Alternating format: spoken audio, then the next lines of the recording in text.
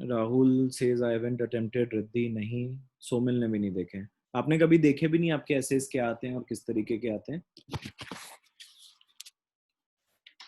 चलो ठीक है, तो आज बेसिक से हम लोग चालू कर रहे हैं कि आपके सैट एसेज होते क्या हैं, उसमें क्या टेस्ट हो रहा है basically.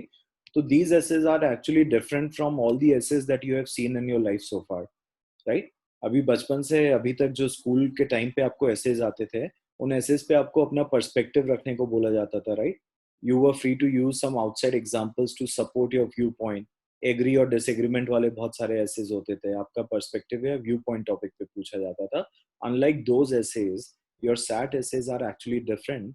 These are more of एक पैसेज आपको दे दिया जाता है, कोई ऑथर है, वो किसी चीज को सपोर्ट कर रहा है या किसी चीज को क्रिटिसाइज कर रहा है, और उसके लिए उसने कुछ पॉइंट्स यूज किए रहेंगे उस एसेज में, ठीक है? तो उसका पर्सपेक्टिव आपको पढ़वाया जाएगा। एक लंबा ऐसे होगा which will be about 600 to 700 words का रीडिंग पैसेज होगा एक, right?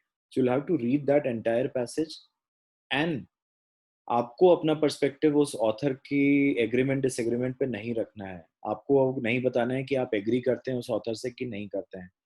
For example, author has written a passage on being vegan. Vegan होने पे उसने पैसेज लिखा हुआ है। तो वीगन इज बेसिकली कि ऐसी कोई भी चीज हम ना खाए जो एनिमल्स के थ्रू आती है। It could be meat, it could be dairy products. So he is using appeals, evidences, emotional examples and anecdotes to support his viewpoint, right? तो उसने उसके लिए कोई 700 वर्ड का ऐसे लिख दिया है। आपका काम यह है कि आपको उसके रिटोरिक्स को आइडेंटिफाई करना है कि उसकी जो कन्विंसिंग, जो उसने अपने रीडर्स को कन्विंस करने के लिए एलिमेंट्स यूज किए हैं, वो स्टाइलिस्टिक एलिमेंट्स क्या हैं उसके एसेज में, आपको वो आइडेंटिफाई करना है और आपको उन पे लिखना है। आपको अपना एग्रीमेंट डिसएग्रीमेंट नहीं बताना है कि आप वीगन होने में बिलीव करते हैं कि नहीं, या वीगन नहीं होना चाहिए। This is not what you have to present. The author who has already written an essay on that and he is supporting the cause of कि vegan होना चाहिए, he is supporting this cause. For this he has used lot of appeals, emotions, examples, evidence, facts to support that viewpoint. आपको सिर्फ इसको analyse करना है कि उसने अपने रीडर्स को कैसे कन्विंस किया है, ठीक है? रिटोरिकल स्टाइल आप लोग समझते हैं क्या होती है, या रिटोरिक्स? आपको इन पैसेज में रिटोरिक्स आइडेंटिफाई करने के लिए बोला जाता है। तो रिटोरिक्स बेसिकली होते हैं कि like right now when I am talking to you guys, I am trying to make you understand something, I'm trying to convince you about something, so I'm using certain rhetorics, right? Similarly, somebody who has written an article, he's using certain kind of rhetorics uh, to bring some agreement within his audience. For example, अगर उसने आपको एक fact they दिया है, अपने vegan का जो उसने आर्टिकल या ऐसे लिखा है, उसमें उसने लिख दिया है कोई फैक्ट कि अकॉर्डिंग टू,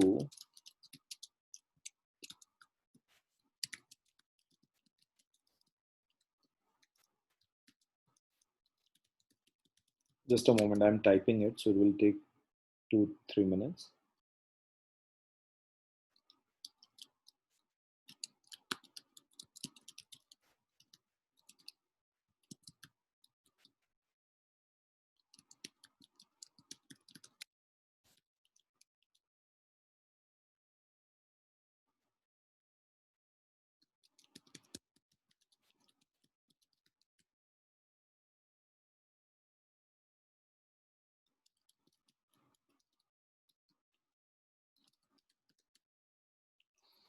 ठीक है, तो maybe he is using this fact to convince his audience. So the author might have used this kind of fact that according to Michigan Medical School, incidences of diabetes and blood pressure are 80% lower than other diet population. So he's using this as a fact to establish one thing, that vegan diet is better for your health, right? तो इस तरह के कुछ facts evidence use कर सकते हैं। कुछ और कन्विंसिंग करने की स्ट्रेटजीज भी होती हैं, इमोशनल अपील्स भी होती हैं, कुछ और भी रिटोरिकल स्टाइल्स होती हैं जो ऑथर्स यूज करते हैं अपने पैसेज में, आपको किसी पर्टिकुलर टॉपिक पे एग्री करने के लिए। तो आपको वो स्टाइलिस्टिक एलिमेंट्स को आइडेंटिफाई करना पड़ता है। And the most important part which you have to identify is how this author is building up his argument. This is the most important aspect which you have to identify. And ये आपको लिखना रहता है कि author अपने argument को buildup कैसे कर रहा है। एक तो ऑब्वियसली वो क्या एलिमेंट्स यूज कर रहा है, राइट, क्या स्टाइलिस्टिक एलिमेंट्स यूज कर रहा है अपने ऐसे में, और कैसे बिल्डअप कर रहा है to convince his audience. These are the important things जो आपको ऐसे में आइडेंटिफाई करना होता है, राइट। तो हम आ जाते हैं, सबसे पहले ऐसे का मैं कुछ आपको सैंपल दिखा देता हूँ, और फिर हम स्टाइलिस्टिक एलिमेंट्स और टेक्निक्स पे जाते हैं कि वो क्या क्या होती है।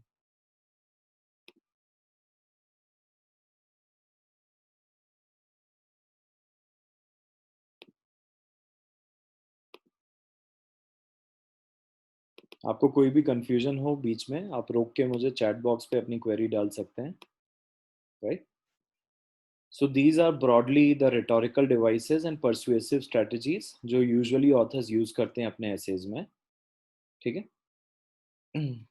तो आपके ऐसे जैसे कि मैंने बताया कैसे होते हैं, 650 750 650 टू 750 वर्ड्स का एक पैसेज आएगा जो आपको रीड करना है। वो पैसेज मेनली ऐसी कोई टॉपिक पे, ऐसी कोई बात पे होगा जिसपे ऑथर अपना पर्सपेक्टिव प्रेजेंट करेगा, and he will try to convince his audience for certain things, right. 50 minutes का आपको टाइम मिलता है, जिसमें आइडियली मुझे लगता है कि आपको first 5 to 10 minutes you should devote in order to read and identify. आपको पहले 5-10 मिनट उस पैसेज को रीड करना है पूरा, जो 750 वर्ड्स है। Obviously it's a long passage so it would take some time. So 5-10 minutes की रीडिंग करनी है, और आपको at least 3 to 4 stylistic elements identify करना है, ठीक है। ये स्टाइलिस्टिक एलिमेंट्स क्या होते हैं ये अभी आपको और क्लैरिटी हो जाएगी जब मैं आगे डिस्कस करूंगा। तो आपको उसके पूरे पैसेज में बेसिकली उसकी कन्विंसिंग टेक्निक्स क्या है, ठीक है, वो ऑडियंस को परसुएट करने के लिए what techniques he is using और what rhetorical devices he is using, that you have to identify from his passage. So ये 3 to 4 स्टाइलिस्टिक एलिमेंट्स आइडेंटिफाई करना, और 5 to 10 मिनट्स का रीडिंग टाइम रखना है। Rest 35-40 minutes you have to devote it to framing your passage, framing your essay.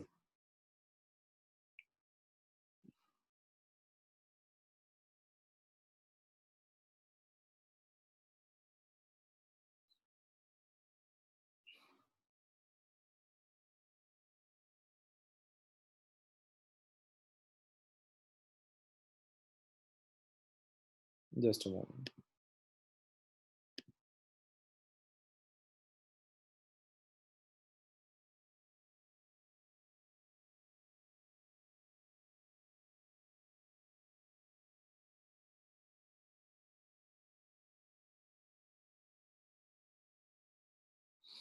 ठीक है, तो ये आपकी बहुत ब्रॉडली परसुएसिव स्टाइल्स होती हैं जो ऑथर्स यूज करते हैं अपने पैसेज में बताने के लिए।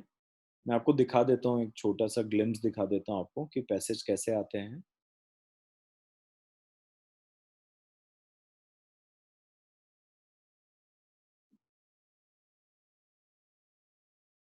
ये देखो, ये हम लोग अटेम्प्ट भी करेंगे आज, इस पैसेज को हम लोग ट्राई भी करेंगे।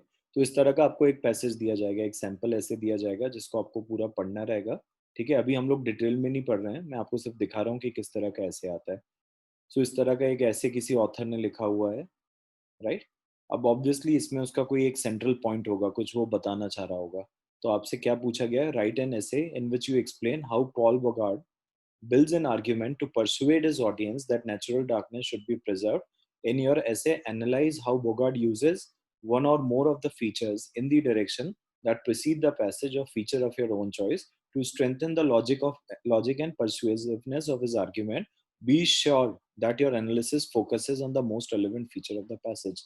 So, as you can see within the prompt, also they have not asked you your perspective or viewpoint on the topic. Paul Bogard ने अपना एक आर्ग्यूमेंट बनाया है, उसने अपनी ऑडियंस को कुछ समझाने के लिए लिखा हुआ है या कन्विंस करने के लिए लिखा है। उसने उसके लिए कुछ स्टाइलिस्टिक एलिमेंट्स यूज किए हैं या कुछ टेक्निक्स यूज करी हैं। आपको बस एनालाइज करना है उन टेक्निक्स को, how he has used those techniques, how he has incorporated them, and how he is trying to invoke those sentiments within his audience, और he is trying to convince his audience. उसके लिए वो किस तरीके से कर रहा है वो आपको लिखना है। तो आपको पता होगा, आपका ऐसे कितने में से स्कोर होता है, देखा है किसी ने ऐसे की स्कोरिंग क्या होती है और कितने में से होता है?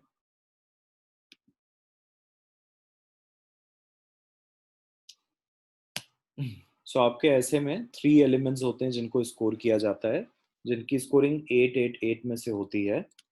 R is for reading, A is for analysis and W is for writing.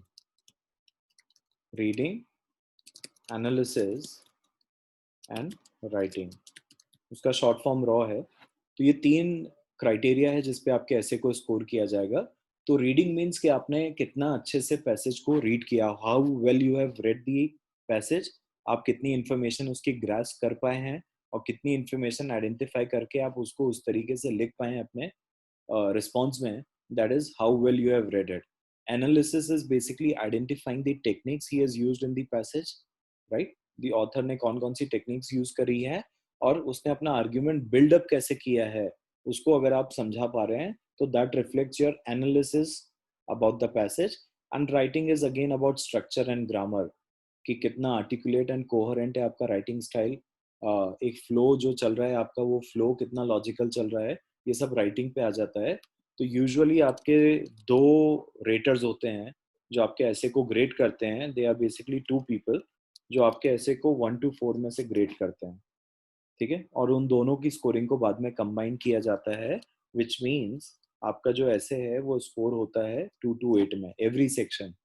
This is not entire, ठीक है? यानी रीडिंग 1 to 4 में आपको एक आदमी स्कोर देगा एंड सेकेंड पर्सन जो सेकेंड रेटर है आपके ऐसे का, वो भी 1 to 4 में आपको नंबर देगा और इन दोनों नंबर्स के कॉम्बिनेशन पे जो नंबर आ जाएगा, एडिशन पे जो नंबर आएगा, दैट विल बी योर ऐसे स्कोर इंडिविजुअल सेक्शन, ठीक है? तो रीडिंग की भी स्कोरिंग 2 to 8 के बीच में आएगी, एनालिसिस की भी स्कोरिंग 2 to 8 के बीच आएगी, राइटिंग की स्कोरिंग भी 2 to 8 के बीच में आएगी। और ये 2 to 8 का score is combination of 2 essay graders will be going through your essays, right?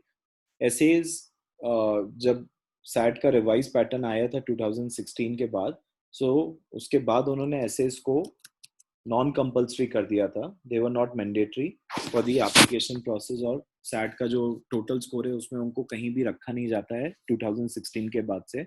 इनकी स्कोरिंग इंडिविजुअली आती है, आपके 1600 के स्कोर्स में एसेज को काउंट नहीं किया जाता है। इनका ये अलग से स्कोर आएगा जब आप एग्जाम दोगे, तो उसके बाद उसका स्कोर आएगा कि आउट ऑफ टोटल जो 24 है उसमें से आपका स्कोर कितना आया है। And I think a 16 plus score is a decent score which you should keep. If I add all the 3 sections of reading, analysis and writing, the total score is 24, and 16 plus is a score which you should be aiming for your essays. So essays, although they are not mandatory, but if you are aiming for very top ranked universities, they are particular about essay writing scores, right? जो top 30 40 या इसके बाद वाली universities आ जाती हैं, उनको ऐसे writing score से नहीं फर्क पड़ता है। They do not use that as a factor in their process, in their admission process. But all the good and Ivy League universities जितनी हैं, they use essay writing scores, ठीक है? तो 16 इज अ डिसेंट स्कोर, जो मुझे लगता है उतना मिनिमम आपको आना चाहिए। And if you follow the techniques which we are going to discuss today, और उसका एक टेम्पलेट और फॉर्मेट है जो अगर आप फॉलो करते हैं, आई एम प्रीटी श्योर आपका 16 से कम स्कोर आ ही नहीं सकता है, ठीक है? तो पहले मैं आपको स्टाइलिस्टिक एलिमेंट्स बता देता हूँ कि किस किस तरह की टेक्निक्स ऑथर यूज करते हैं अपने एसेज में अपने रीडर्स को कन्विंस करने के लिए। उसको हम समझ लेते हैं, then will go and will approach one essay, ठीक है? तो इथोस इज सबसे कॉमन टेक्निक होती है। Ethos is basically in which आप इमोशंस को यूज करते हैं, ठीक है? Ethos is basically where you try to use, sorry, that is pathos. Ethos is जब आप कोई बहुत क्रेडिबल सोर्स को साइटेशन देते हैं, that is ethos strategy. For example, जैसे मैंने अभी जो आपको पीछे एग्जांपल लिखा था चैट पे, मैंने उसमें मिशिगन मेडिकल स्कूल का नाम लिख दिया, राइट? तो Michigan medical school is an attribution, it's a source और ऑर्गेनाइजेशन। जैसे यूजुअली WHO की स्टडी ये बताती है या वर्ल्ड बैंक ये बताता है, ये सब बड़े ट्रस्टेड और नोन सोर्सेज हैं, राइट? तो जब आप इनका साइटेशन किसी ऐसे में रखते हैं या अपने आर्ग्यूमेंट्स में रखते हैं, people tend to believe them. Why? Because they are coming from trusted names, WHO, World Bank, those are trusted organization. So ethos is basically, अब यहाँ पे जैसे इन्होंने एग्जांपल भी दिया है, ठीक है, कि उसने हार्वर्ड यूनिवर्सिटी स्टडी रख दी, अब कॉन्स्टिट्यूशनल स्कॉलर लिख दिया, ठीक है, या वर्ल्ड लीडर लिख दिया आपने, वर्ल्ड इकोनॉमिक फोरम ने ये स्टडी पब्लिश करी है, इस तरह के जितने एग्जांपल्स होते हैं they all come in the category of ethos, जिसमें आप ट्रुथ को कैसे स्टैब्लिश कर रहे हैं, आपका रीडर क्यों कन्विंस हो जाएगा उस बात से, क्योंकि that information is coming from a very credible source. जैसे अभी WHO जो भी स्टेटमेंट देता है कोविड के केसेस पे, तो कई रिसर्चर्स या publishers, newspaper editors, they are using WHO as their source of information or to create some credibility in their articles, right? तो WHO की recent study ये बताती है कोविड के बारे में, ऐसे आप कई बार आर्टिकल्स में देखते हैं, that is an example of ethos. When we hear those names, there is some kind of trust which is already associated with those organizations. So that is ethos.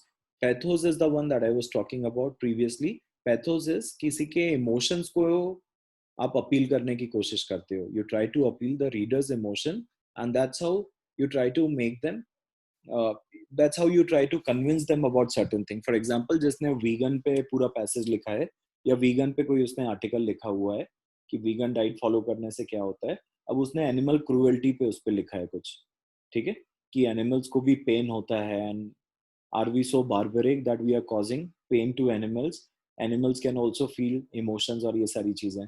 तो ये आपको क्या करने की कोशिश की जा रही है कि एक इमोशनल फील के थ्रू आपको कन्विंस किया जा रहा है, राइट? इसमें कोई फैक्ट यूज नहीं किए जा रहे हैं, इसमें कोई एविडेंसेस यूज नहीं हो रहे हैं, कोई फिगर्स और स्टैटिस्टिक्स नहीं आ रहा है, राइट? कोई बड़ी ऑर्गेनाइजेशन का नाम भी नहीं लिखा हुआ है। यहाँ पे स्ट्रेटेजी बड़ी सिंपल है उस ऑथर की, कि वो आपको इमोशंस के थ्रू अपील करना चाह रहा है कि एज अ सोसाइटी के हम इतने बुरे हो गए हैं या इतने बार्बरिक हो गए हैं that we have come to this point that we are doing these things to the animals, right? So this is basically using an emotional appeal.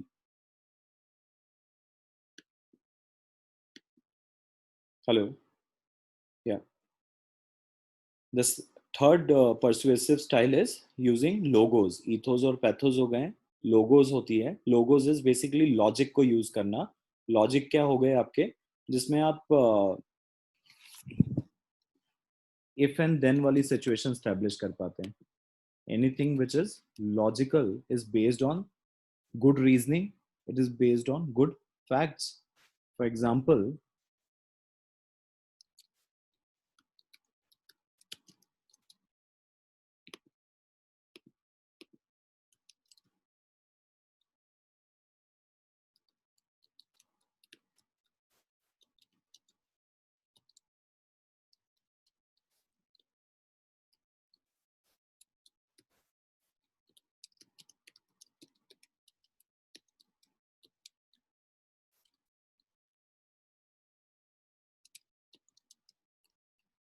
this is a logic based statement which I've created, right?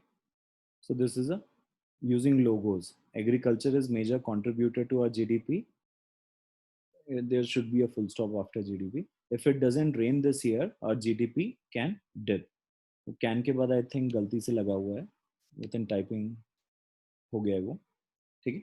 तो basically इस मैं एक logic based आपको argument create कर रहा हूँ यहाँ पर, कि एग्रीकल्चर हमारा जीडीपी का मेजर कंट्रीब्यूटर है। For example 60-70% of GDP is coming from agriculture, crops और उसके रोटेशन एंड सेल से आता है। अब मैं कह रहा हूँ कि अगर इस साल बारिश नहीं हुई तो obviously it's going to impact your agriculture, right? And agriculture पे अगर उसका फर्क आता है तो आपके जीडीपी पे भी उसका नुकसान आ सकता है, so your GDP can dip. So this is a logic based argument which I am creating, right? An appeal, not a problem Arya, मैंने रिकॉर्ड करके रखा हुआ है सेशन, ठीक है? This is on recording, so all the things which you have missed you can catch up on them later on, right? तो मैं brief कर देता हूँ वापस से आर्या, हम लोग डिस्कस क्या कर रहे हैं। हम लोग सैट का ऐसे राइटिंग डिस्कस कर रहे हैं। ऐसे राइटिंग बेसिकली इनके एसेस डिफरेंट होते हैं, आपके वो स्कूल वाले एसेस की तरह नहीं होते हैं जिसमें आपका व्यू पॉइंट या पर्सपेक्टिव पूछा जाता है।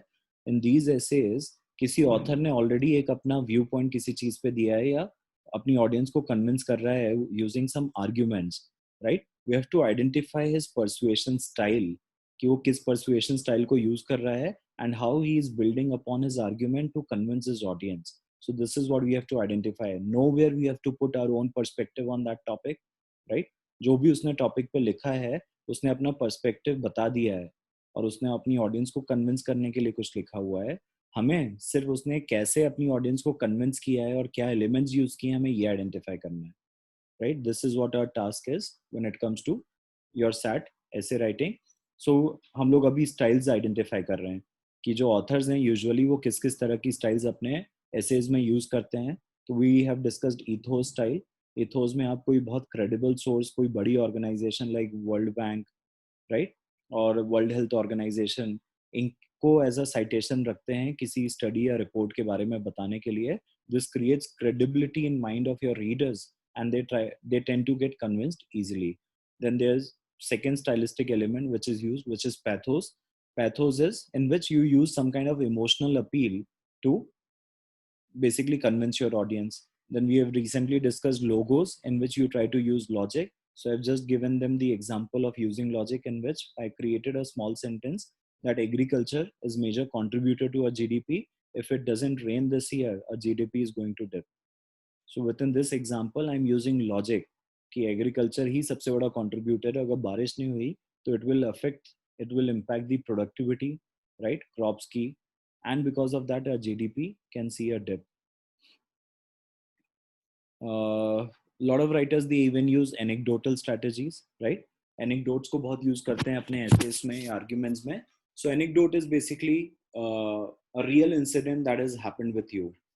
A real incident that has happened with you in past is an anecdote. So for example somebody, जो मैं अभी बार बार एक example लेके आपको समझाने की कोशिश कर रहा हूँ कि किसी ने vegan होने पे पूरा एक passage लिखा हुआ है, right, कि vegan होना क्यों अच्छा है हेल्थ के लिए और बाकी चीज़ों के लिए। उस पर उसने एविडेंसेस, एग्जांपल्स, बहुत सारी चीज़ें दी हैं। अब अगर वो एनेक्डोटल स्टाइल यूज करना चाहता है वहाँ पे, तो he'll be saying something like this, that when I was 21 years old I used to eat non-vegetarian food. That time this was the impact on my health. The moment I started becoming vegan, I could see good transition within my body. A lot of my body problems, they started vanishing. So if he is using a real incident from his personal life to make his audience, to convince his audience about that topic, then he is using what? Anecdote, a short personal story for that. Then allusion is a very famous technique. Allusion एक बहुत persuasive style है जो काफी सारे authors use करते हैं. So within allusion, what they do is, again यहाँ पे जैसे ethos में कोई credible sources को बताया जा रहा था, like mostly organization या इस तरह की चीजें.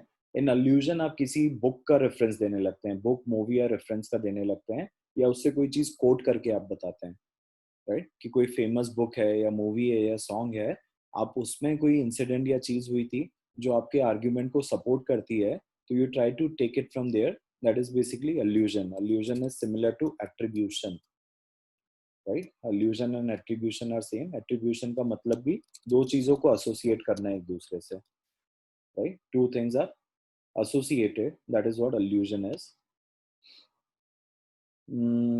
Then testimony है, quoting people who have something to say about this issue. So आपने US president Donald Trump has said this, तो वो testimony हो गई. या Roger Federer within his statement has said that vegan diet has helped him to overcome certain physical problems. So again, that is testimony of a famous person you can give. That is again one of the techniques which authors use. Statistics and data, obviously, जितने facts और evidence देते हैं कि they are saying कि India में 30% population is diabetic, right? अगर कोई इस तरह की स्टडी या डेटा आपको दे रहा है, तो दैट इज व्हाट स्टैटिस्टिकल और डेटा के थ्रू आपको कन्विंस करने की कोशिश की जा रही है, राइट? कि ये जो फिगर्स लिख दिए कि 30% population is diabetic, so that becomes statistical and data based stylistic element. Rhetorical question style भी यूज करते हैं कुछ ऑथर. रिटोरिकल क्वेश्चन स्टाइल क्या होती है? In rhetorical questions you basically put up a question in your argument to convince your audience so that they think about it deeply, but you're not looking for answers. मैं आपको अगर हंसी मजाक की भाषा में समझाऊं तो रिटोरिकल क्वेश्चंस कैसे होते हैं, जैसे कई बार आप अपने दोस्तों में भी हंसी मजाक में कई बार बोल देते हैं टू योर फ्रेंड्स, तू पागल है क्या जो इतनी दूर गया था, तू पागल है क्या जो इतनी दूर गया था. तो this is just way of conveying the things that you have done something wrong, right? You are not looking for answers. You have framed this sentence in a question way, right? आपने बोला तो उसको यही है कि तू पागल है क्या, but are you looking for answers? No, you're not looking for yes or no from your friend. So these are just rhetorical question style in which you try to frame up your arguments. तो अगर किसी author ने vegan पे जो लिखा था article, उसने वहां पे लिखा है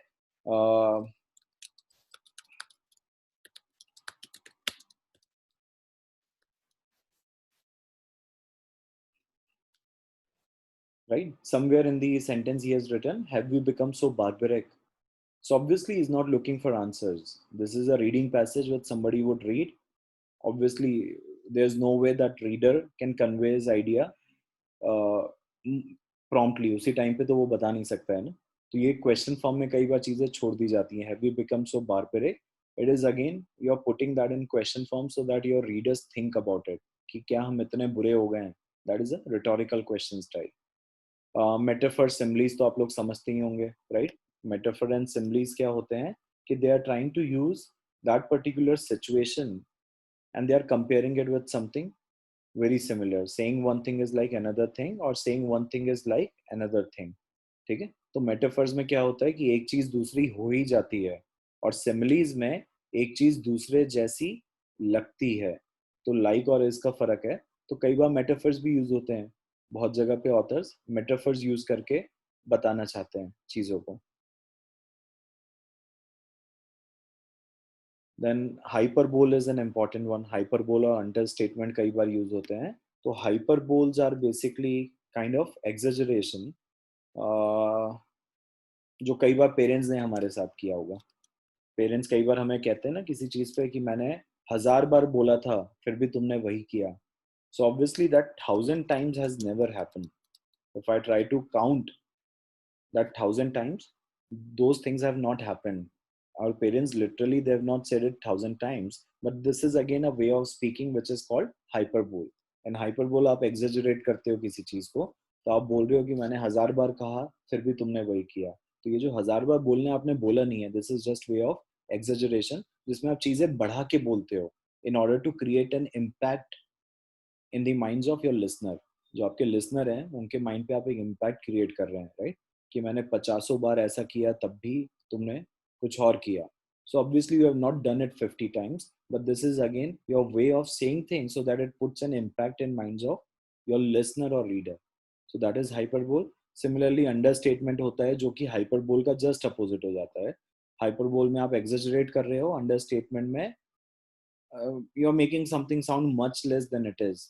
कि किसी चीज का ग्लोबल वार्मिंग का इम्पैक्ट बहुत बड़ा होने वाला है आने वाले टाइम में, but the way you are trying to put it within your argument is it is kind of negligible. Nothing is going to happen. It will have a minimal impact on our lives. So this is kind of creating an understatement. It is just opposite of hyperbole. फिर ये symbolism, image, slang, jargon, ये सब इतने important नहीं है. जक्सटापोजिशन हम देख लेते हैं. जक्सटापोजिशन बहुत सारे ऑथर्स यूज करते हैं. जक्सटापोजिशन is when you're trying to compare two things by putting them adjacent to each other. For example, life of Indian students.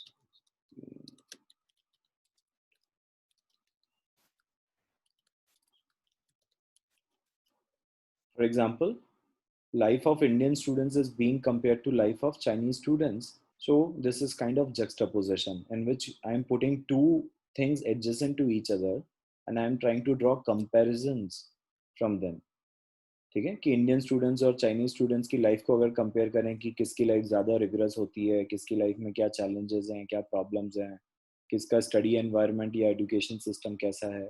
तो ये दो जो मैं ग्रुप्स को कंपेयर कर रहा हूँ, this is juxtaposition. I am holding two things up to compare और contrast them. That is juxtaposition, right? तो फिर ह्यूमर होता है, टोन्स यूज होती हैं. ठीक है, टोन्स तो अब आप लोग आरसीज अगर बहुत रिगरसली प्रैक्टिस कर रहे हैं तो आप लोगों को टोन आइडेंटिफिकेशन बहुत कुछ आ जाने चाहिए. ठीक है, ऑथर जैसे सरकाजम को बहुत यूज करते हैं, तो सरकास्टिक टोन होता है कई बार. ठीक है, कई बार बड़ा क्रिटिकल टोन होता है, क्रिटिकल या डिसमिसिव टोन भी कहते हैं. तो अगेन टोन्स भी आइडेंटिफाई करके आप उसकी स्टाइलिस्टिक एलिमेंट्स को बता सकते हैं. The author is using dismissive tone in order to convey in order to deny that non-vegetarian diet has major benefits. तो उसका टोन डिसमिसिव हो रहा है. जब नॉन-वेज डाइट पे बात आ रही है, जिसने वीगन पे लिखा है अपना आर्टिकल, तो वो एग्री नहीं करेगा कि नॉन-वेज डाइट के बेनिफिट्स हो सकते हैं, right? So he'll be dismissive about those facts. He'll be critical about those things. So his tone is critical, dismissive, maybe sarcastic, sarcasm use कर रहा है वो. तो ये टोन आइडेंटिफिकेशन भी आपको हेल्प करेगा वो स्टाइलिस्टिक एलिमेंट्स को आइडेंटिफाई करने में कि उसकी परसुएसिव टेक्निक्स क्या है, राइट? आया इतना सब समझ में आपको? अभी तक कोई भी चीजों में प्रॉब्लम है तो आप मुझसे पूछ सकते हैं. मैं आपको रिकॉल करवा देता हूँ फटाफट. क्या है? एसेज आपको दिए जाएंगे पढ़ने के लिए, which will be 650 to 750 words के पैसेज आएंगे, जिसमें ऑथर ने अपनी ऑडियंस को एक किसी पॉइंट पे एग्री करवाने के लिए वो पैसेज लिखा हुआ है. आपको सिर्फ ये आइडेंटिफाई करने के लिए दिया जाता है कि how he has used those techniques in his essays, how he has built up his argument in order to convince his audience, right? You will not be asked to put your own perspective or viewpoint. ये कभी नहीं बोला जाता है. और आपको scores 3 criteria पे मिलते हैं जो मैंने अभी बताए थे. Reading, analysis and writing. Raw उसका शॉर्ट फॉर्म आप याद रख लीजिएगा, RAW, reading, analysis and writing. So how well you have read, how well you have understood the information which he was trying to convey, that is your reading score. Analysis score is how well you have identified those stylistic elements, persuasive techniques. Writing is how well you have framed your essay. उसका structure, coherence, grammar, flow of sentence, transitions कितने use किए हैं आपने. Transitions are basically, ये बहुत recommended होता है कि आप ट्रांजिशंस यूज करें सेंटेंस में. ट्रांजिशंस आर बेसिकली जैसे आप यूज करते हैं ना, मोर ओवर हो गया, नॉनदलेस हो गया, हाउएवर हो गया. ये सब किसी भी सेंटेंस में ट्रांजिशंस का काम करते हैं, राइट? तो ये सब आपको हर पैराग्राफ में यूज करने चाहिए. अकॉर्डिंग टू, जरूरी नहीं है कि वहां पे हाउएवर नहीं आ रहा है तो आपको पुश करके हाउएवर ही लगाना है. If you think however is not fitting over there, you can always go with moreover, in addition to, further author tries to do this thing. तो आप ये सारे एलिमेंट्स यूज कर सकते हैं अपने एसेज में. तो ये ट्रांजिशंस भी आपके राइटिंग स्कोर में काउंट होते हैं, कंट्रीब्यूट करते हैं. क्लियर है इतना? कोई भी क्वेश्चन हो अगर आपको तो आप मुझसे पूछिए. Arya, Rahul, Riddhi, Somil, anything which you did not understand, you can always ask me.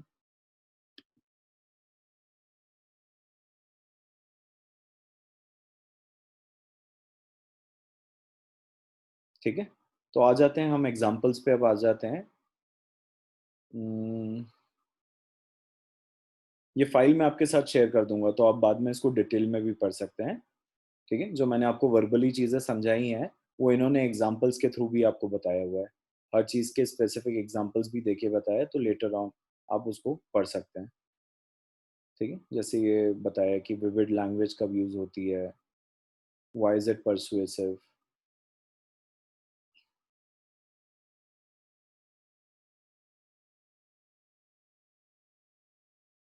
Explanation of evidence, evidences कई बार दिए जाते हैं या लॉजिक दिए जाते हैं, तो how you can identify it, right? ये उसके सब एग्जांपल्स दिए हैं. तो ये आप लेटर ऑन जब भी क्लास हो जाए उसके बाद आप इसको, you can give it a thorough read, आप पूरा पढ़ सकते हैं तो आपको और क्लैरिटी आ जाएगी.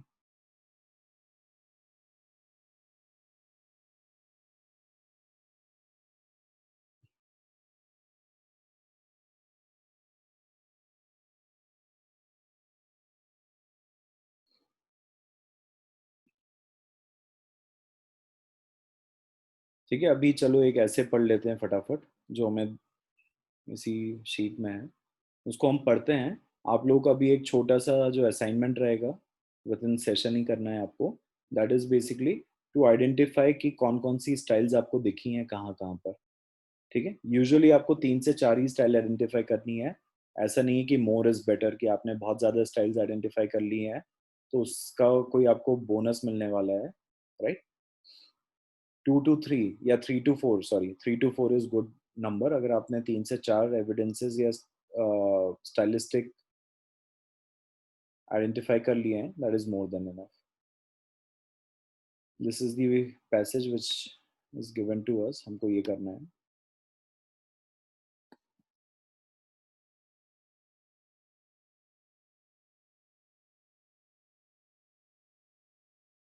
ठीक है, पढ़ना चालू कर दीजिए और हर पैराग्राफ में आइडेंटिफाई करिएगा। फॉर एवरी पैराग्राफ आप नोट्स बनाइए और हर पैराग्राफ में क्या स्टाइलिस्टिक एविडेंसेस यूज कर रहा है, या sorry stylistic elements, not evidences, stylistic elements क्या है या परसुएसिव टेक्निक्स यूज कर रहा है, वो आइडेंटिफाई करिए आप। नहीं राहुल, जितने अपन ने पढ़े हैं ना, ईथोस, पैथोस, सब में 3 से 4, उन सारी लिस्ट में से 3 से 4। जरूरी नहीं है ना कि उसने सभी यूज कर लिया होगा, हो सकता है सिर्फ एनेक्डोटल और एविडेंस यूज किए हैं उसने, लोगोज और एनेक्डोटल स्टाइल यूज करी होगी। Start reading it. हाँ, आपको और वो बिग पिक्चर अप्रोच भी ध्यान रखना है जो आप आरसीज में करते हैं, कि what is the, sorry,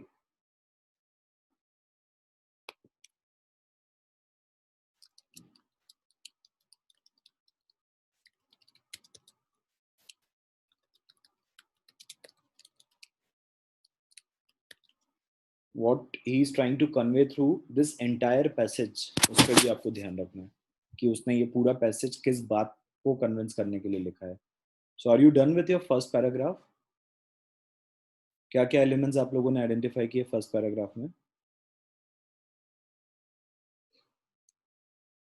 Paul Bogard के एलए टाइम्स के आर्टिकल्स में से उन्होंने निकाला हुआ है, राइट?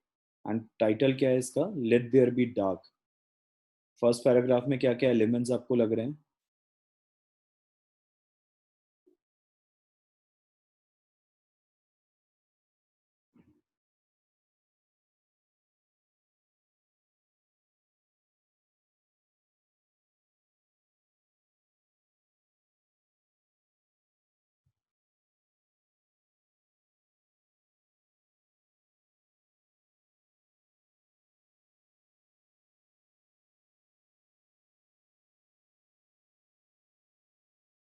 इतना टाइम लग रहा है? अभी तो हमने डिस्कस किए हैं।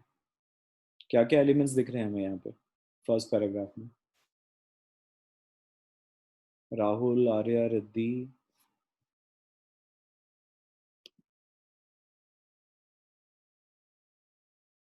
सोमल।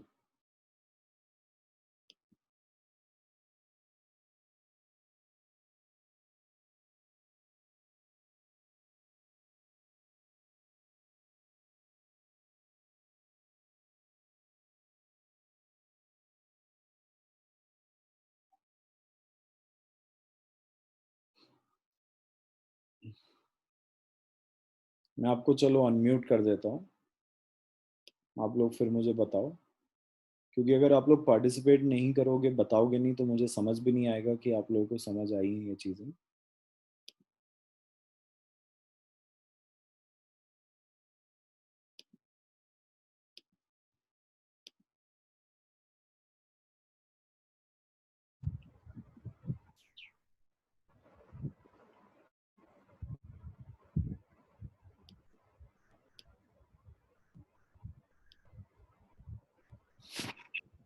देखो, अपनी शॉर्ट स्टोरी बता रहे सो मेरे लिए बात सही है, पर इसको हम क्या स्टाइलिस्टिक एलिमेंट पे आइडेंटिफाई कर सकते हैं?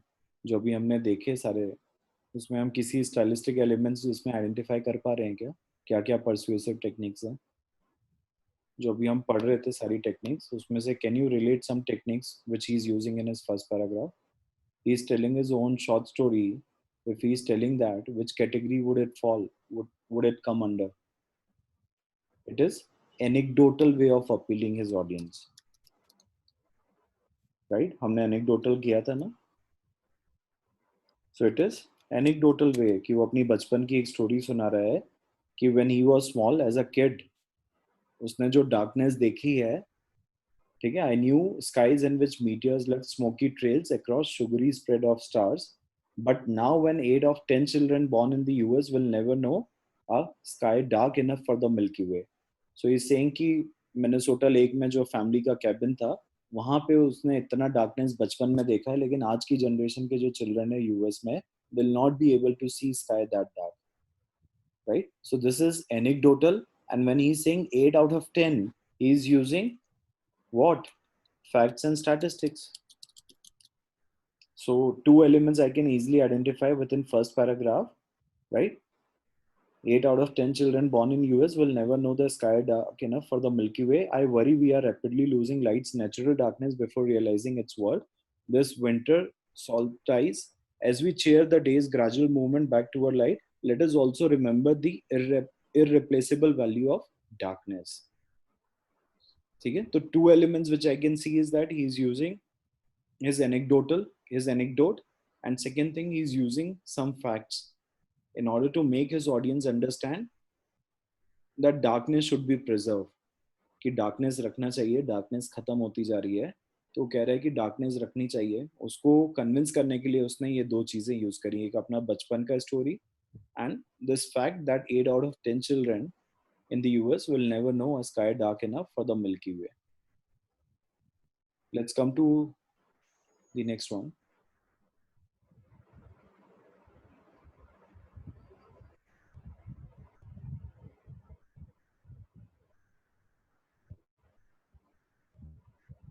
और ऐसा जरूरी नहीं है कि हर पैराग्राफ पे आपको कुछ ना कुछ एलिमेंट्स आइडेंटिफाई करना है, so don't make it compulsion.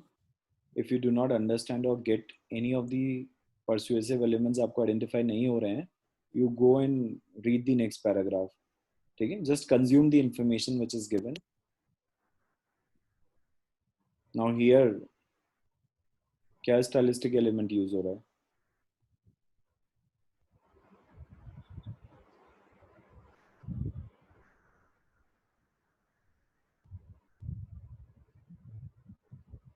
Arya, Rahul? Sir, I don't remember its name exactly, but here the author is using some sort of information from like here they have used World WHO. So like they are using, he or she is using some information from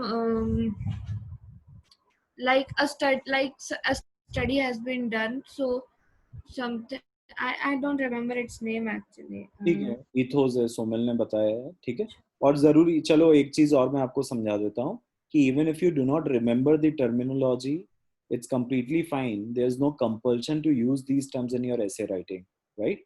this is just for your own reference कि आपको समझ आए इनके differences, इसलिए हमने वो सब terms को समझाया है. आप बस ये बता सकते हो, हम उसको इथोस ना लिख के वी कैन राइट कि एट्रीब्यूशन कर रहा है वो, राइट? वो एट्रीब्यूशन कर रहा है, या वो क्रेडिबल सोर्सेस के नाम यहाँ पे लिख के अपनी ऑडियंस को कन्विंस करना चाह रहा है कि अगर WHO ने बोला है तो सच ही होगा, right? Already the World Health Organization classifies working the night shift as a probable human carcinogen. ठीक है, कि ये कार्सियोजेनिक है, it can lead to cancer, and the American Medical Association has voiced its unanimous support for light pollution reduction. So he's used two major credible organizations' name in order to convince his audience that darkness should be preserved. ठीक है, light, night shift में काम करना, light के अंदर बैठ के काम करना नाइट में, दैट कैन बी कार्सियोजेनिक. और अमेरिकन मेडिकल एसोसिएशन भी वॉइस करती है अपना unanimous support for light pollution reduction efforts and glare reduction efforts at both national and state levels. So using two credible sources in order to convince his audience that darkness should be preserved, right? So this is ethos, attribution करना.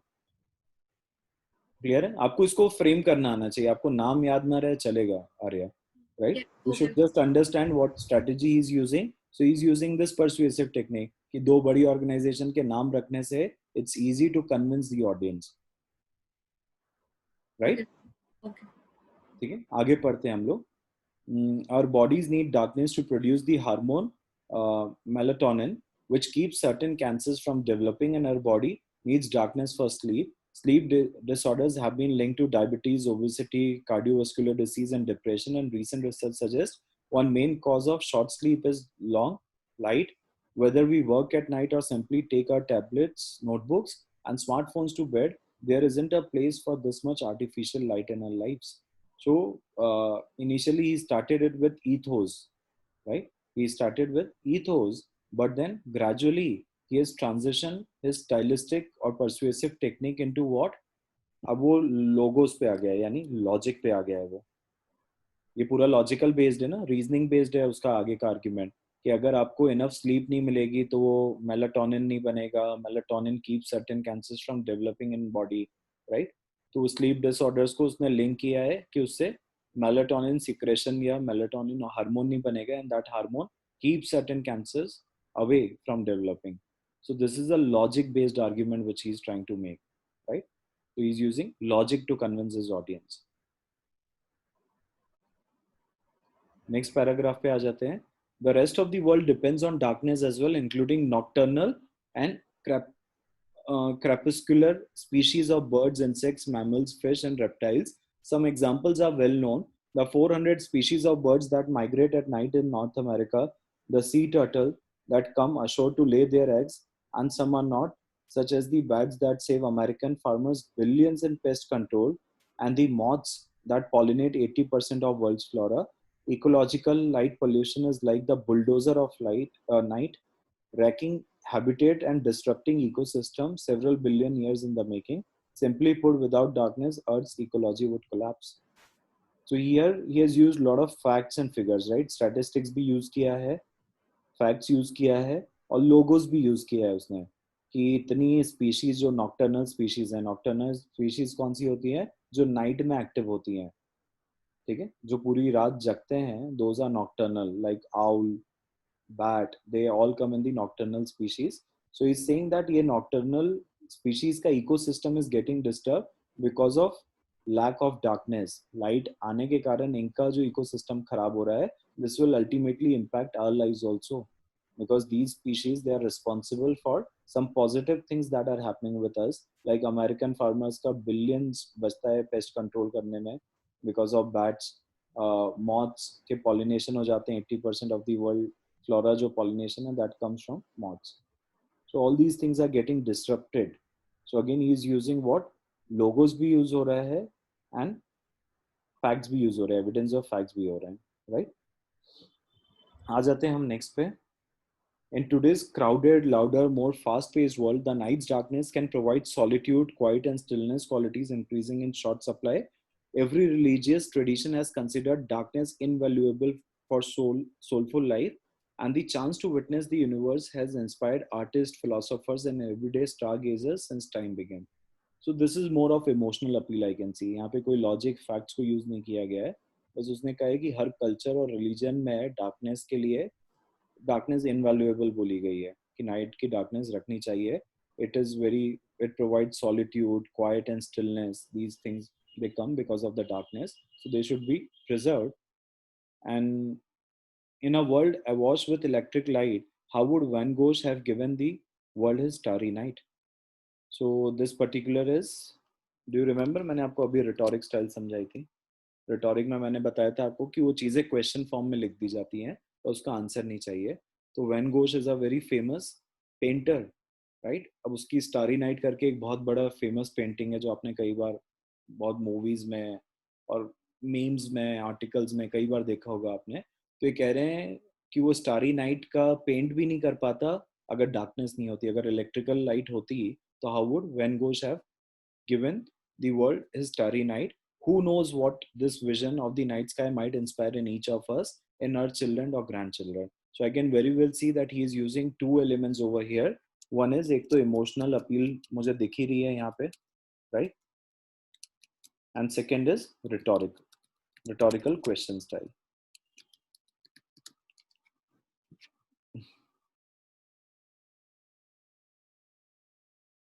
अब यहाँ से उसने yet करके he started his statement. So I'm very sure that he is trying to bring a contrasting viewpoint, something जो इसके continuity से match नहीं करेगा. अब वो कुछ अलग व्यू पॉइंट भी लाने वाला है. अभी तक वो बता रहा था कि हमें डार्कनेस प्रिजर्व करनी चाहिए. तो let's look at what he is going to say. Yet all over the world our nights are growing brighter. In the United States and Western Europe, the amount of light in the sky increases an average of about 6% every year. Computer images of US at night based on NASA photographs show that what was a very dark country as recently as 50s is now nearly covered with blanket of light. Much of this light is wasted energy, which means wasted dollars. Those of us over 35 are perhaps among the last generation to have known truly dark nights. Even the Northern Lake, where I was lucky to spend my summers, has seen its darkness diminish. So again यहाँ पे बहुत सारे logic और facts ही use हो रहे हैं, right? कि NASA की सैटेलाइट से फोटोग्राफ से दिख रहा है कि जो 50s तक बहुत डार्क में थी जगहें, आज वो क्या है, ब्लैंकेट ऑफ लाइट में कवर हो चुकी हैं, ठीक है? And this more energy, this more light is basically more energy consumption, which is like wasted energy, which also means wasted dollars. So यहाँ पे he's using logic to make his audience agree on that point, to persuade his audience. Let's look at the remaining paragraph, the last one. It doesn't have to be this way. Light pollution is readily within our ability to solve using new lighting technologies and shielding existing lights. Already, many cities and towns across North America and Europe are changing to LED street lights, which offer dramatic possibilities for controlling wasted light. Other communities are finding success with simply turning off portions. So, here he's talking about all good things that are happening now. अभी तक तो थोड़ा pessimistic था सारी जगहों पे, that we are not doing anything for this. Darkness को preserve करने के लिए हम लोग कुछ नहीं कर रहे हैं और चीजें खराब होती जा रही हैं. But from this particular paragraph I can see that he is bringing kind of hope and positive tone. It doesn't have to be this way. और वो बता रहे हैं कि ऑलरेडी बहुत सारी सिटीज और टाउन ने एलईडी स्ट्रीट लाइट्स ला दी है, जो कि एनर्जी सेविंग तो कर ही रही हैं. Other communities are finding success with simply turning off portions of their public lighting after midnight. Even Paris, the famed city of light, which already turns off its monument lighting after 1 a.m., will this summer start to require its shop, office, and public buildings to turn off lights after 2 a.m. Though primarily designed to save energy, such reduction in light will also go far in addressing light pollution. But we will never truly address the problem of light pollution until we become aware of the irreplaceable value and the beauty of darkness we are losing. Right? So he's again using facts, examples of those famous places, and he's making us understand that some constructive steps are being taken to preserve the darkness, right? वो energy और जो light waste हो रही है उसको हटाने की कोशिश की जा रही है. But still he's saying to address the problem of light pollution, we have to be aware of the irreplaceable value and beauty of the darkness we are losing. So again he's giving it kind of emotional appeal to it.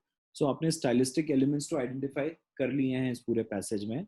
अब उनको frame कैसे किया जाता है या उसका structure क्या होता है बेसिकली, कि what is your first paragraph, what is your second paragraph, what is third, what is fourth paragraph, उसका एक स्ट्रक्चर मैं आपको बता देता हूँ. And then will see a sample response. जो किसी ने इसी ऐसे पे एक अच्छा रिस्पॉन्स लिखा हुआ है, तो I will be showing that sample response to you guys. So first let's understand the structure, how you have to write your entire passage. So it should start with introduction part. I'm sorry.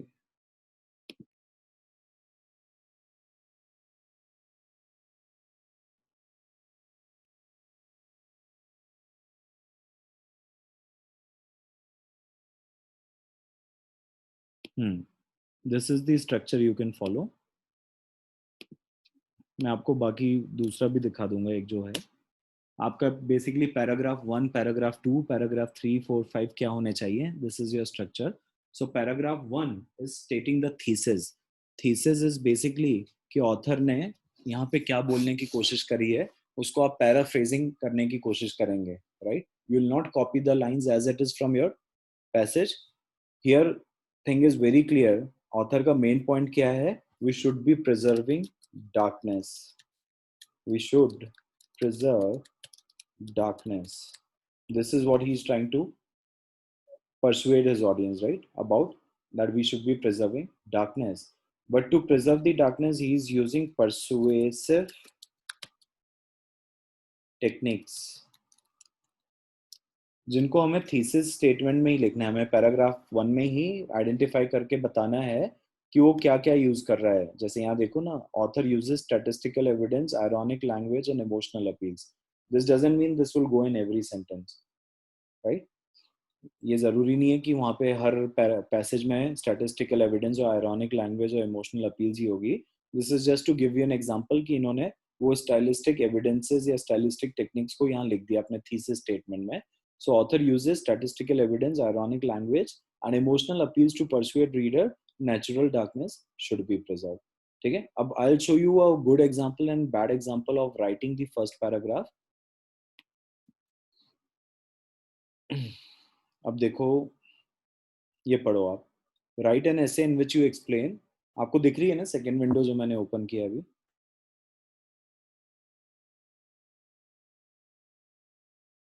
Write an essay in which you explain how Eric Klinberg builds an argument to persuade his audience that America needs to greatly reduce their reliance on air conditioning. In your essay, analyze how Klinberg uses one or more of the features. अब this question is actually based on some passage जो Eric क्लिनबर्ग का passage होगा, जो अभी हमें दिख तो नहीं रहा है उसने उसका ऐसे, लेकिन हमें प्रॉम्प्ट पता है, हमसे पूछा गया है, वो हमें पता है कि उसने अपनी ऑडियंस को क्या कन्विंस करने की कोशिश करी है. How to reduce the reliance on air conditioning. In your essay, analyze how Klinberg uses one or more of the features listed in the box above to strengthen the logic and persuasiveness of his argument, right? अब bad thesis कैसी है कि मैंने first paragraph से इतना लिख के छोड़ दिया. See the highlighted part. The author tries to enforce to his audience by telling that air conditioning has negative effects. आप सिर्फ इतना लिख के अगर छोड़ देते हैं फर्स्ट पैराग्राफ में introduction, which will be a bad introduction, you have to simultaneously write about the elements he's using in order to convince his audience. This is a good example. The second one, आप इसको पढ़ोगे तो आपको समझ भी आ जाएगा, क्योंकि the way Western readers they try to read any article or essay is they tend to see कि आपका जो थीसिस है, आप जो आगे बताना चाह रहे हैं, उसको पहले आप फर्स्ट पैराग्राफ में उसका एक एलिमेंट हमें पहले से ही शो कर दो. You can explain it in coming paragraphs in the subsequent paragraphs, but उसका एक थीसिस क्या है वो आप हमें फर्स्ट पैराग्राफ में ही समझा दो. ये उनके लिए बहुत ज़रूरी होता है. तो आपको फर्स्ट पैराग्राफ में वो चीज़ डालना है. तो देखो ये, through consideration of quantitative data, exploring possible counter arguments to his position, and judicious use of striking phrasing and words, Klinberg strengthens both the logic and persuasiveness of his argument that Americans need to greatly reduce their reliance on air conditioning. Right?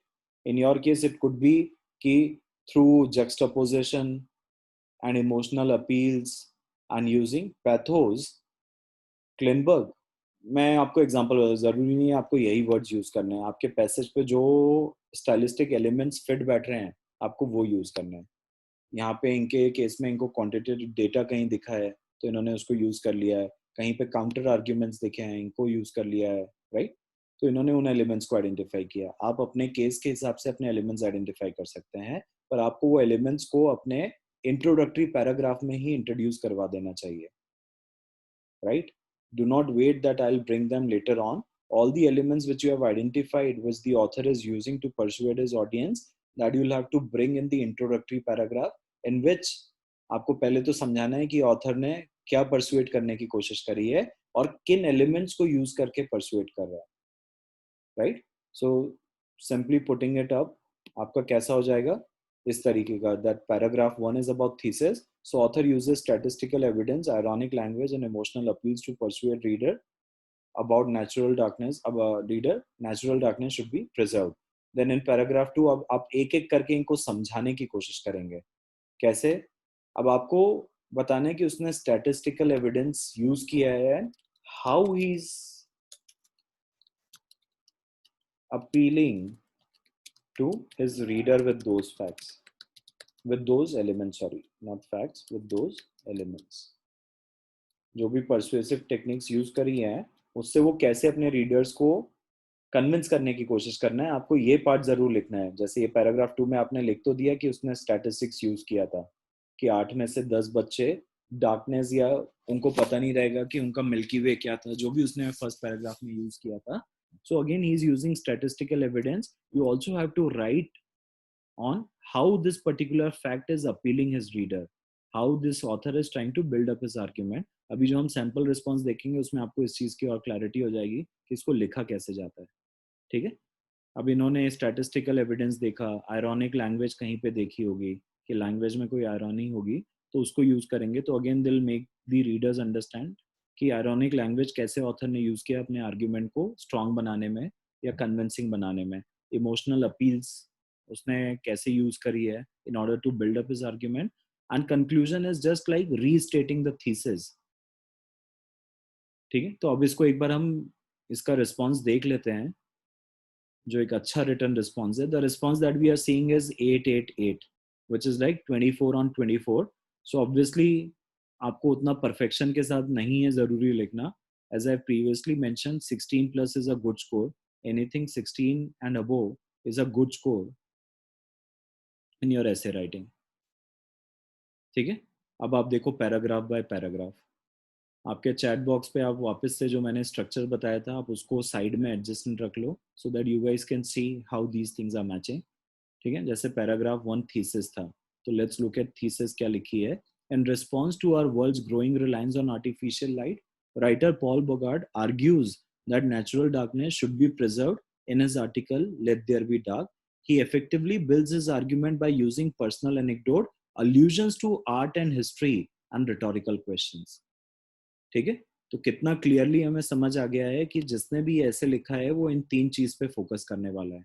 In 3 stylistic elements he is going to talk about कि ये इस author ने कैसे use किए हैं अपने argument को buildup करने में to convince his audience.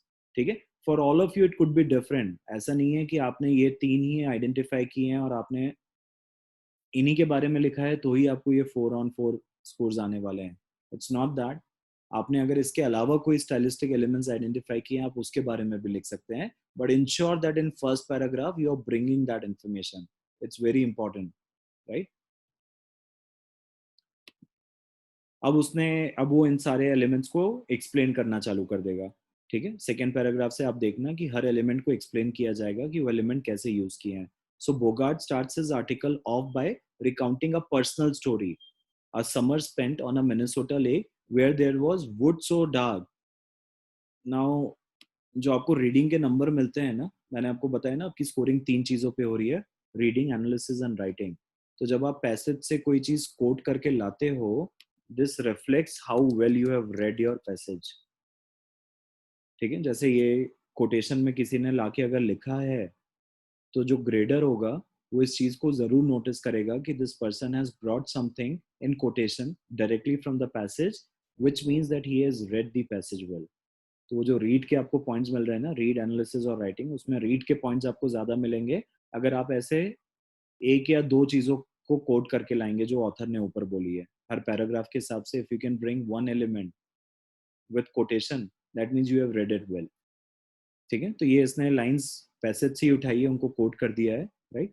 Where there was wood so dark that his hands disappeared before his eyes. In telling this brief anecdote, Bogart challenges the audience to remember a time where they could fully immerse themselves in natural darkness, void of artificial light.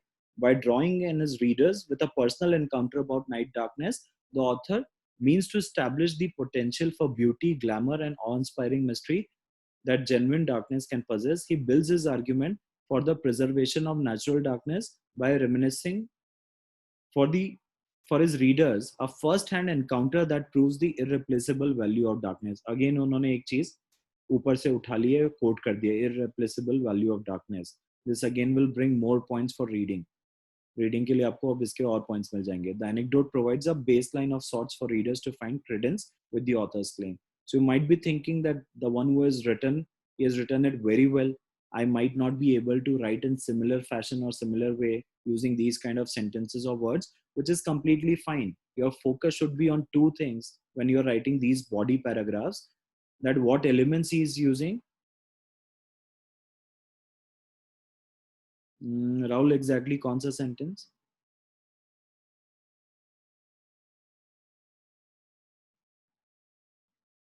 मैं ये कह रहा हूँ कि हो सकता है maybe you will not be able to write this kind of language, ये बोल रहा था मैं. Example for more marks is basically कि अगर आप ये कोट्स वाली चीजें ले आते हो ना जो ऑथर ने ऊपर बताई थी अपने पैसेज में और उसको यहाँ पे कोट्स में लाने की कोशिश करते हो, तो आपको जो रीडिंग के नंबर मिलते हैं, रीडिंग, एनालिसिस और राइटिंग, राइट, तो उसमें जो रीडिंग के नंबर है वो ज्यादा मिलते हैं अगर आप पैसेज से चीजें कोट करके बताते जा रहे हो. अब इसका मतलब ये नहीं कि हम 6 चीजें कोट कर दें.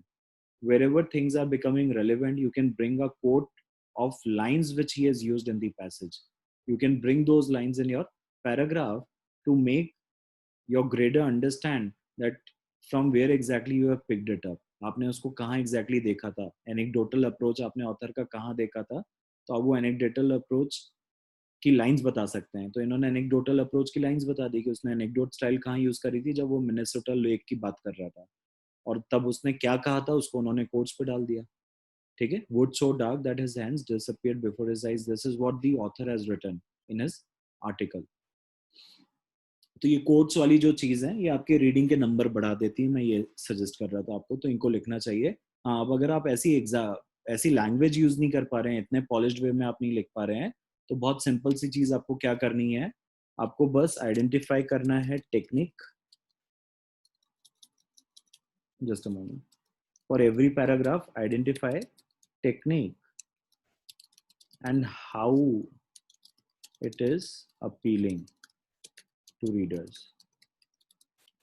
ठीक है, और how it is convincing the readers। बस इतना आपको एक्सप्लेन करना है, ये आप भले से आप अपनी लैंग्वेज में कर दीजिए, कोई दिक्कत नहीं। आइडेंटिफाई टेक्निक कि उसने एनेक्डोटल स्टाइल यूज करी है, एंड वो रीडर्स को कैसे अपील या कन्विंस कर रही है, सिर्फ आप उतना बता दीजिए, ठीक है। You can use your own language for that, आपको जरूरी नहीं है कि इतनी पॉलिश्ड और इतनी अच्छी लैंग्वेज में लिखना है उसको। Bogart's argument is also furthered by use of allusion to art, ठीक है। तो सीधे अब ये उस पे आ गए हैं कि उसने allusion to art पे आया है, जहां पे उसने anecdotal style, sorry not anecdotal, rhetorical question style भी यूज करी थी, राइट। नहीं Rahul, do not spend more time in recalling very difficult words।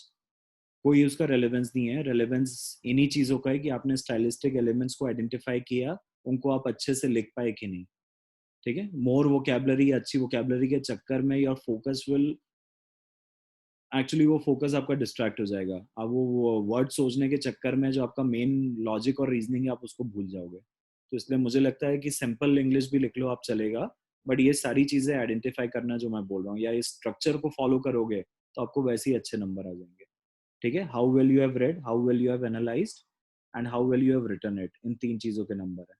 तो ऐसा वोकैबुलरी पे बहुत स्पेशल फोकस मत करना। Bogart's argument is also furthered by use of allusion to art, Van Gogh's Starry Night and modern history, Paris' reputation as city of light, by first referencing, अब इसमें इन्होंने club कर दी है सारी इंफॉर्मेशन, राइट। वैन गोश वाला paragraph different था, Paris का reputation as city of light was different, but they have clubbed both of those things in allusion में ही कर दिया उन्होंने। He is using allusion, allusion is किसी का एट्रीब्यूशन करना, तो पेरिस को सिटी ऑफ लाइट कहा जाता है, वैन गोश का स्टारी नाइट जो उसका पेंटिंग है, अब वो कैसे अपील कर रहा है आगे वो समझाएंगे। तो by first referencing starry night, a painting generally considered to be undoubtedly beautiful, Bogart establishes that natural magnificence of stars in dark sky is definite. A world absent of excess artificial light could potentially hold the key to grand glorious night sky, like Van Gogh, according to the writer. This urges the reader to weigh the disadvantages of a world consumed by unnatural vapid lighting. Furthermore, ये transitions होते हैं, furthermore use करना, yet, however use करना। Furthermore, Bogart alludes to Paris as the famed city of light. He then goes on to state how Paris has taken steps to exercise more sustainable lighting practices. By doing this, Bogart creates a dichotomy between Paris traditionally alluded to name and the reality of what Paris is becoming, no longer the city of light, but more so the city of light before 2 a.m. This furthers his line of argumentation because it shows how steps can be and are being taken to preserve natural darkness. It shows that even a city that is literally famous for being constantly lit can practically address light pollution in a manner that preserves the beauty of both city itself and universe as a whole. ठीक है, फिर एक final point, उसका एक final stylistic element बताया होगा। Finally, Bogart makes subtle yet efficient use of rhetorical questioning to persuade audience what that natural darkness preservation is essential. He asks the readers to consider what the vision of the night sky might inspire in each of us, in our children or grandchildren. So this was in question form. So this is a rhetorical question in a way that brutally plays to each of our emotions. By asking this question, Bogart draws our heartfelt ponderance from his readers about the affecting power of untented night sky. This rhetorical question tugs at the reader's heartstrings. While the reader may have seen an obscured night skyline before, the possibility that their child or grandchild will never get the chance sways them to see as Bogart sees. This strategy is definitely an appeal to pathos. Pathos is emotions, forcing the audience to directly face an emotionally charged inquiry that will surely spur some kind of response. By doing this, Bogart develops his argument, adding guttural power to the idea that issue of maintaining natural darkness is relevant and multifaceted. Okay? Now this is a concluding paragraph. Writing as a reaction to his disappointment that artificial light has largely permeated the absence of natural darkness, Paul Bogart argues that we must preserve true unaffected darkness. He builds this claim by making use of personal anecdote, allusions and rhetorical questioning.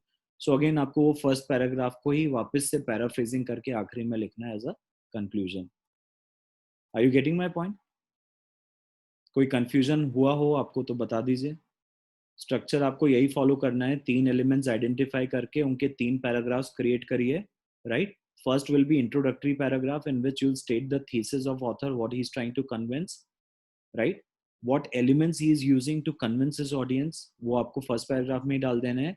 Second paragraph में आप क्या करेंगे, उन elements के बारे में लिखेंगे कि उन एलिमेंट्स को उसने कहाँ यूज किया है, कैसे यूज किया है, how it is convincing the readers, how he is building upon his argument, वो चीज आपको कवर करनी है. फिर ऐसे 3 पैराग्राफ आ जाएंगे हर स्टाइलिस्टिक एलिमेंट पे, right? And then last paragraph is about concluding the overall thing. Is it clear? Yes Rahul, ये शीट मैं आप लोगों के साथ अभी शेयर कर दूंगा. मैं एक काम करता हूँ, रुको, मैं इसका लिंक अभी आप लोगों को दे देता हूँ.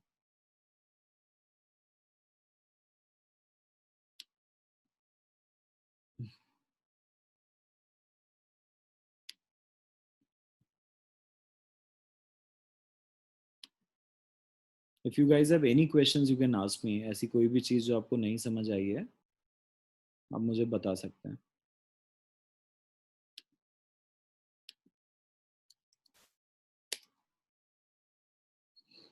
ये लिंक मैंने आपके चैट बॉक्स पे डाल दिया है.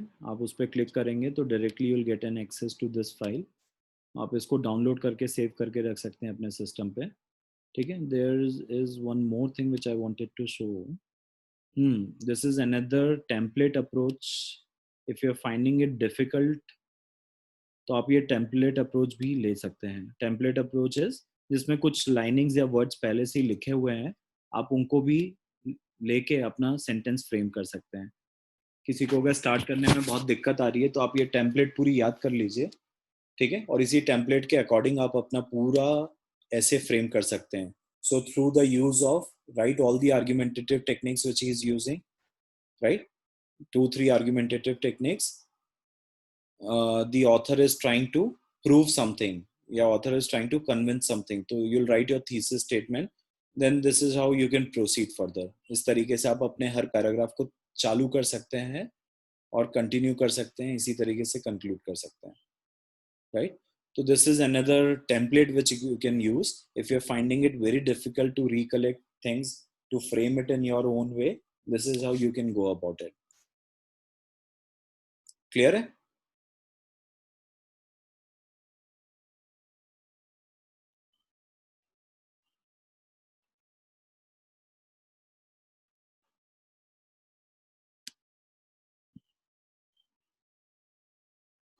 मैं आपको और आर्या दे दूंगा टॉपिक्स, ठीक है? काफी सारे आपको मिल जाएंगे जिसके अंदर एसेज आपको ये वाले मिल जाएंगे करने के लिए, ठीक है? 2 के अलावा काफी सारे हैं मेरे पास, कलेक्शन है. So I'll share that file with you guys. So I hope the essay writing part was helpful and you guys will start practicing from now on. ठीक है? मेन इसमें आप समझ गए होंगे क्या चीज़ है. स्टाइलिस्टिक एलिमेंट्स को आइडेंटिफाई करना, this is the main agenda, and how he is using those techniques to convince his audience. उसको लिखना, ये 2 मेन चीजें होती हैं किसी भी ऐसे के अंदर. और अगर आप स्ट्रक्चर ये फॉलो कर रहे हो और अगर स्टाइलिस्टिक एलिमेंट्स आइडेंटिफाई कर लिए आपने, even if your writing skills are not that great, still I personally think if you have done these things you are already half way through. आप इजिली अपना 16+ स्कोर ले जा सकते हैं सिर्फ इतनी स्टेप्स फॉलो करके भी. क्लियर है? So I'll see you guys next session next week. We'll talk about other things. I'll also talk about your progress and your plans and how many tests you guys have taken so far. What has been the progress? What hurdles or challenges you are facing? We'll talk about all that in the next session. Okay. Thank you everyone for attending this session. I'll see you guys next week.